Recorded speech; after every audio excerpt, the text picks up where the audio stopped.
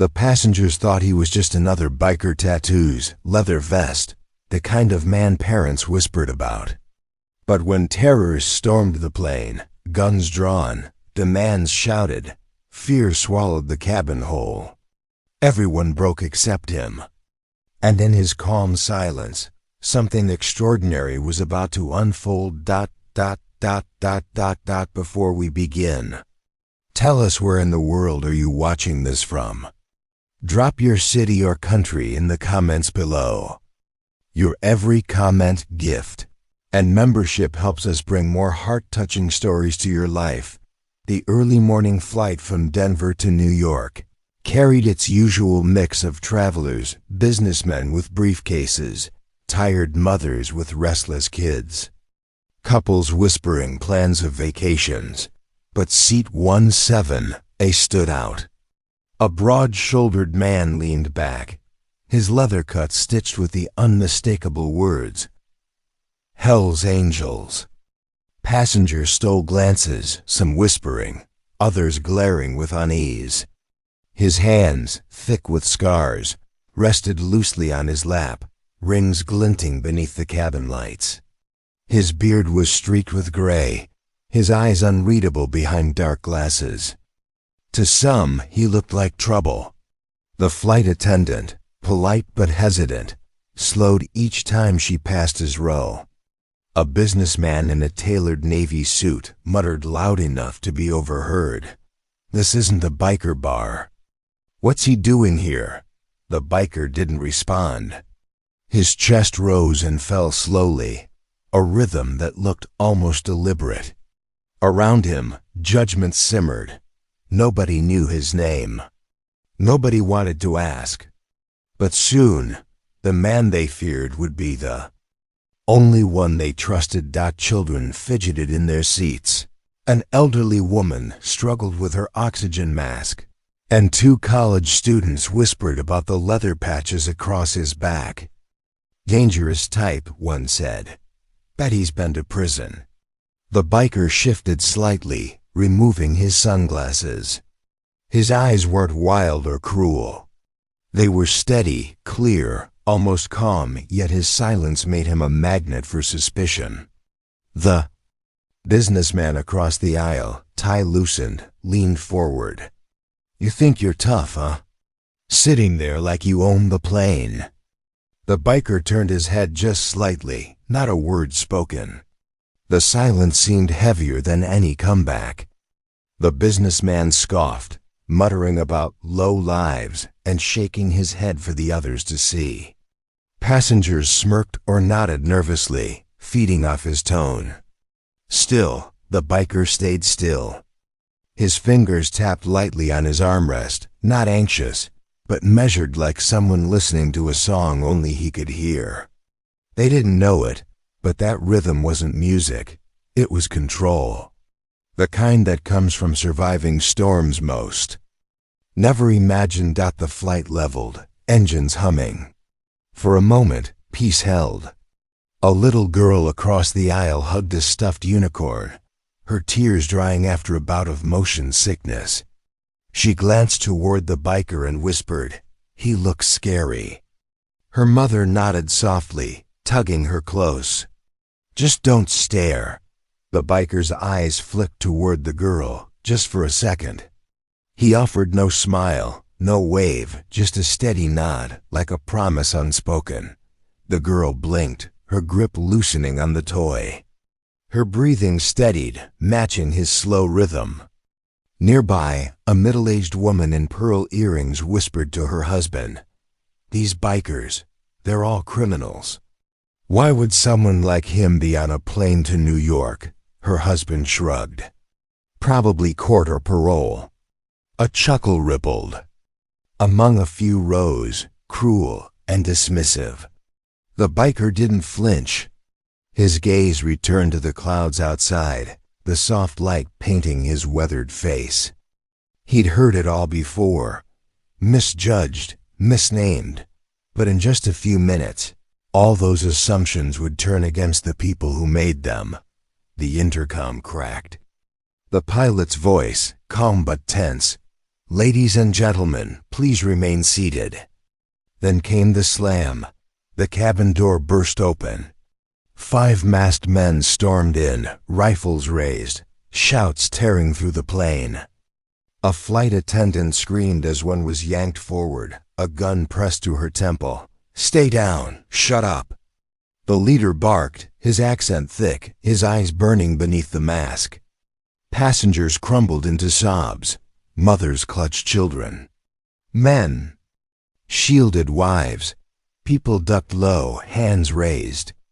But seat 17 remained upright. The biker didn't move. His breathing didn't quicken. His hands stayed loose on his knees. The businessman who'd mocked him earlier threw a wild glance his way. "Do something," he hissed, his bravado shredded by terror. But the biker didn't answer. His stillness looked almost defiant, like steel forged in silence.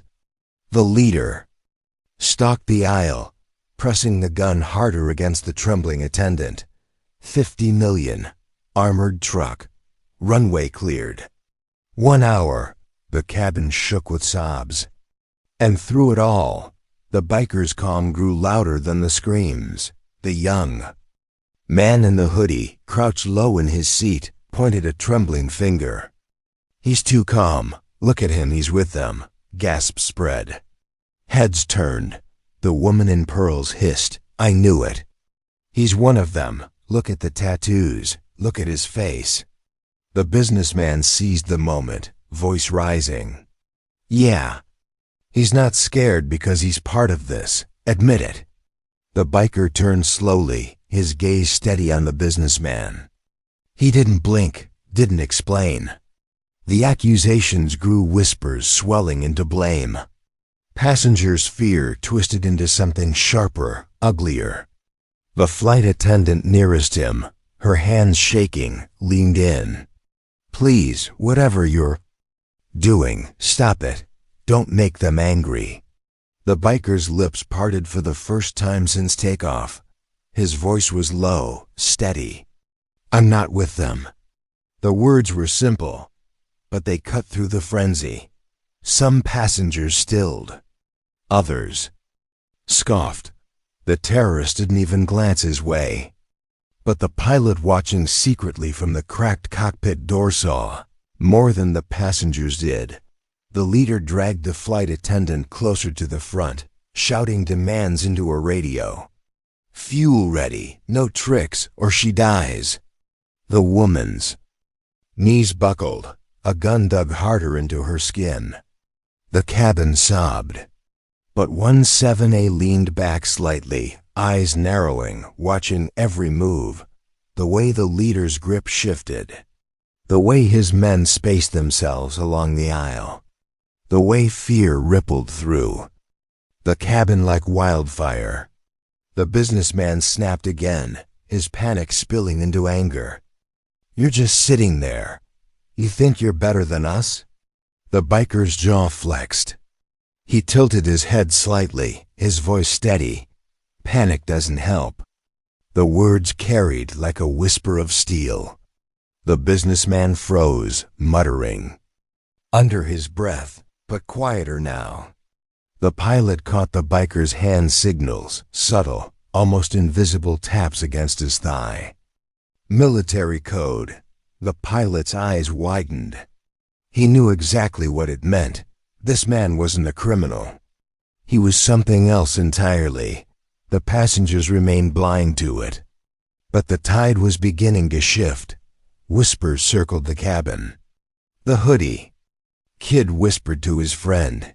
He's acting like this is Tuesday." His friend scoffed, probably brain dead. Or high. Nearby, the pearl-wearing woman sneered. "Some people just don't belong here." Sitting like he owns the place. Her husband added quickly, "Watch. He'll be the reason we all get shot." Passengers nodded, their fear hardening into blame. The biker's gaze swept over them briefly, then returned to the leader. He didn't argue, didn't defend. His silence was a shield. The little girl with the unicorn peeked out from her mother's Arms, eyes wide, tears on her cheeks. She caught his gaze again. He nodded once more, slow, steady. Her sobs softened. She mimicked his breathing. Her mother, still trembling, whispered toward him, "Thank you. She's calming down." The biker gave the smallest nod, then looked forward again.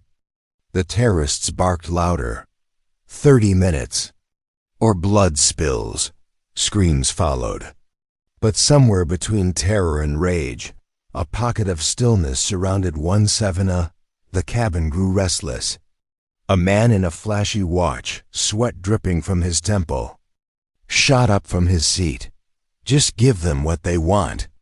We'll all die if you don't."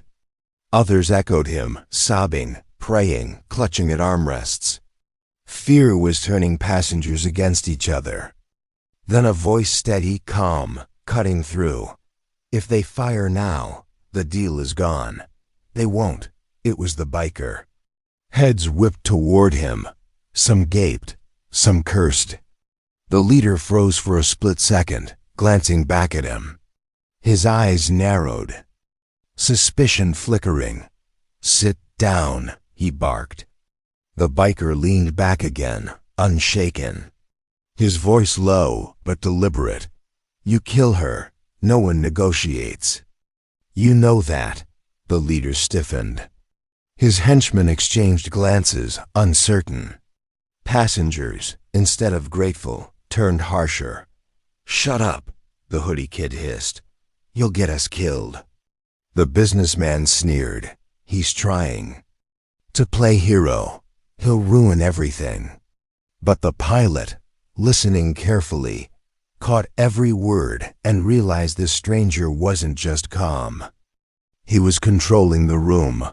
The biker's hands rested loosely on his thighs, but his eyes tracked everything: the angle of the rifles, the tremble in the leader's grip, the spacing of the guards.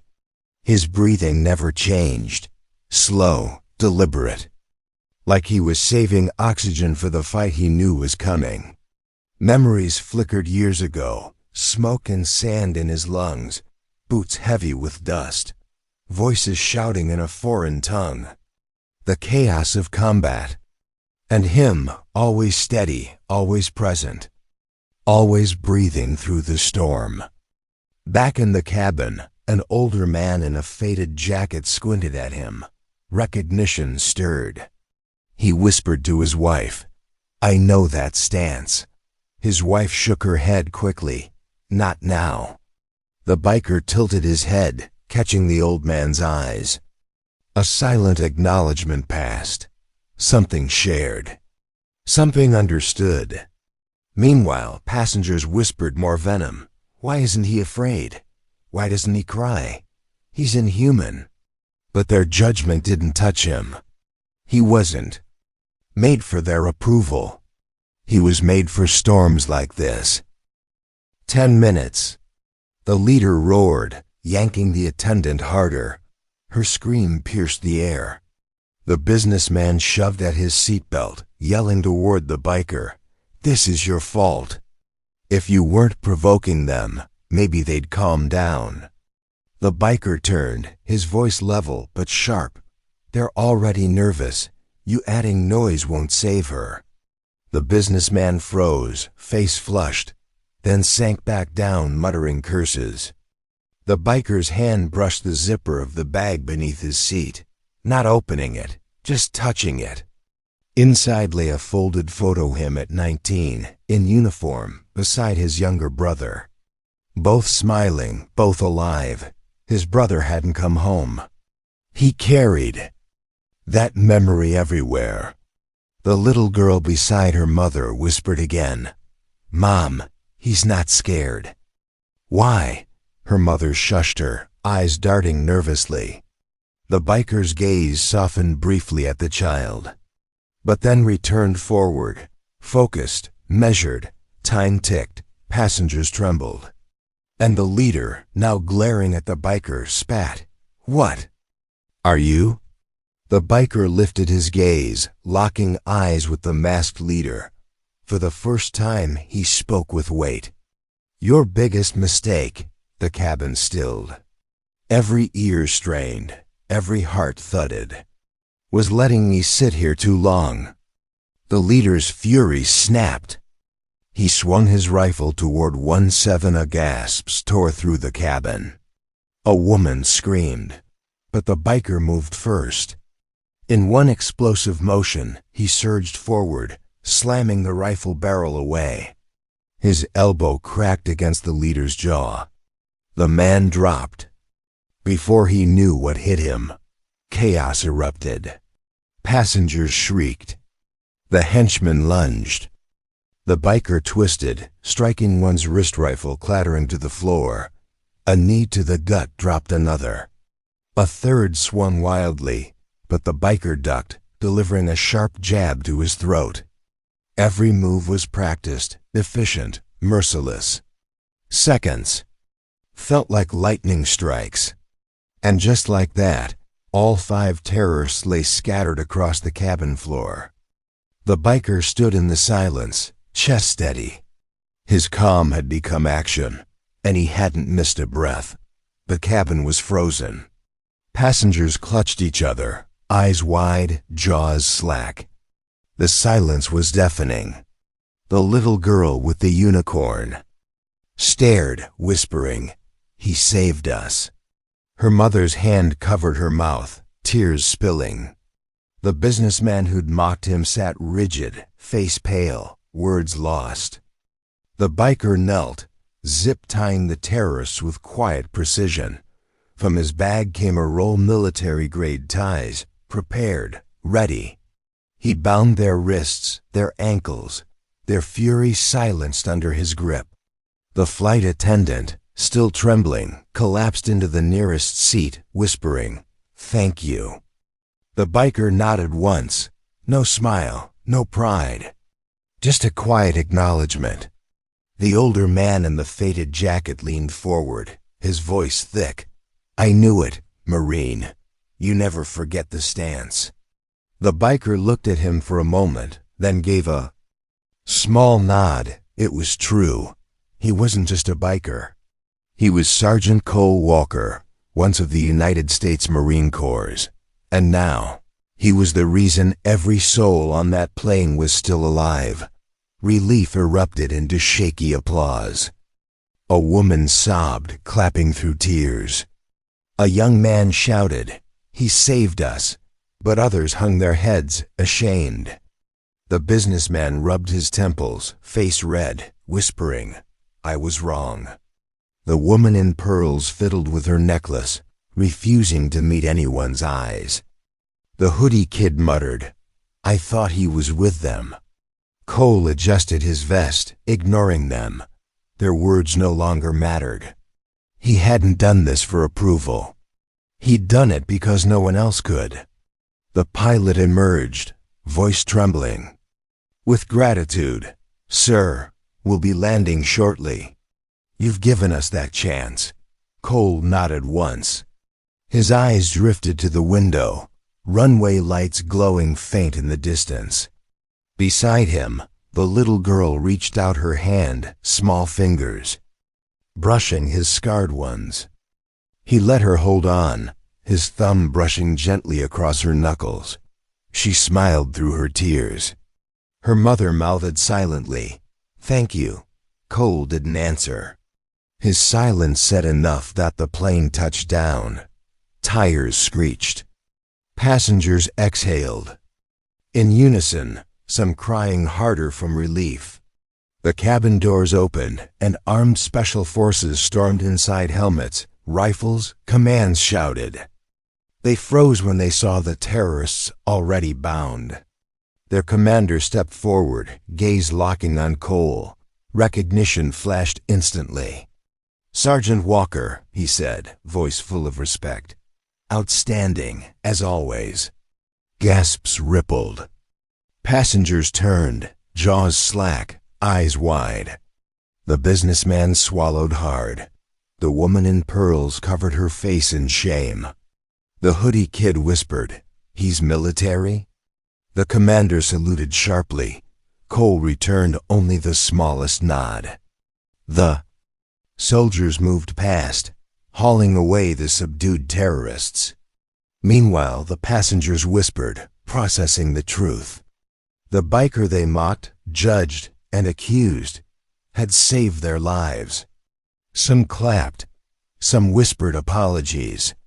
Others simply stared, unable to face him. Cole adjusted his bag, stood, and began walking down the aisle, not with pride, not with anger, just with the same calm he'd carried all along. The businessman scrambled to his feet as Cole passed. His voice trembled, desperate. I'm sorry. I thought you were. He trailed off, unable to finish. Shame burned on his face. Cole didn't stop, didn't respond. He just walked on, steady steps toward the open door. The pearl-wearing woman reached for him. I judged you, she whispered. I was wrong. Again, no answer, only silence. The little girl waved her. Unicorn, her small voice cutting through. Bye, mister. Cole paused just long enough to give her a soft nod, his first real hint of warmth. Then he continued down the steps. Outside, cool night air met him. Tarmac lights glowed. Soldiers cleared the way. The commander walked beside him, speaking low. You didn't have to step in. We had a team ready. Cole's reply was quiet, certain. They didn't have time. The commander nodded, understanding. Behind them, the passengers watched from the windows, some clapping, some crying. But all of them forever changed. News spread fast. Passengers uploaded shaky clips. Photos of Cole circulated online. At first, people called him the Hell's Angel, who saved a plane. Later they learned his name, his story. But not all stories ended kindly. The businessman faced backlash when videos revealed his taunts. His firm quietly let him go. His reputation stained beyond repair. The pearl-wearing woman, a minor influencer, lost brand deals overnight. Her disdain for Cole replayed across social media. The hoodie kid deleted his accounts after his mocking whispers spread online. His friends cut him off. Meanwhile, the little girl's mother shared her gratitude publicly, her post going viral. My daughter slept through the night for the first time since. Because of him. Cole never commented, never sought credit. When asked by reporters, he simply said, I was on the plane, that's all. But his silence spoke louder than their noise. Because deep down, everyone knew what they'd seen. Strength doesn't always roar. Sometimes it breathes calmly through fire. Weeks later, Cole returned to the road. His Harley rumbled down long stretches of highway, wind cutting through his beard, sunsets painting the asphalt gold. At small-town bars, people stared when they recognized him. Some approached nervously. You're him, right? The one on the plane? Cole never confirmed, never denied. One night, a young Marine recruit sat beside him, eyes wide. Sir, I saw the video. You didn't flinch. How? Cole sipped his beer, silent for a long moment. Then, fear's normal. Control's the choice. The recruit nodded slowly, words sinking deep. Later, Cole rode under stars, the roar of the engine his only company. He remembered the little girl's smile, the pilot's salute.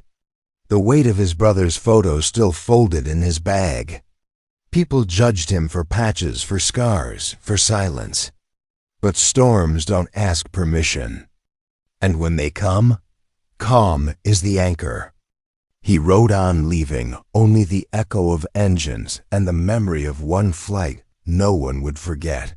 Some passengers couldn't let it go. They gathered months later, reunited by trauma and gratitude. Stories spilled tears, confessions, regrets. The businessman admitted, "I treated him like garbage. He saved my life anyway." The pearl-wearing woman cried softly, "I'll never forgive myself for assuming the worst." The little girl, older now, held her unicorn tightly. "He was like a superhero," she whispered. "They raised a toast in his honor, though he wasn't there. He wouldn't have come." Cole didn't need ceremonies. For him, it wasn't about being remembered. It was about being prepared. The passengers, though, carried a different lesson. They'd seen how quickly judgment turns to shame, how wrong first impressions can be, and how true strength rarely looks the way you expect. From then on, whenever they saw a leather vest, a scarred hand, or a face weathered by time, they paused and thought of the man who stayed calm when the world fell apart. Cole parked his Harley at a quiet overlook one evening, the horizon awash in orange and crimson. He pulled the photo from his bag, running his thumb across his brother's smile. "Another one, little brother," he whispered. The wind carried his words away, leaving only silence. He thought of the passengers, their fear, their judgment, their gratitude. He didn't resent them. Fear makes people ugly. He'd seen it in combat, in cities, in himself. What mattered wasn't their words, it was their survival. Cole leaned back against his bike, the leather vest creaking softly. The words "Hell's Angels" caught the fading light. He knew what people saw when they looked at him. He knew the stories whispered, but he also knew the truth. Sometimes angels don't come with wings. Sometimes they come with scars, with engines, rumbling, with silence that steadies storms. And when fire rises, they're the ones who don't break. The flight faded into history, another story tucked into headlines, documentaries, whispered conversations. But for those who lived it, it never faded. They remembered the panic, the guns, the despair, and the man who never lost his calm. Cole. Walker rode on, faceless in the crowd, another biker judged by strangers. He never asked for their understanding, never sought their thanks.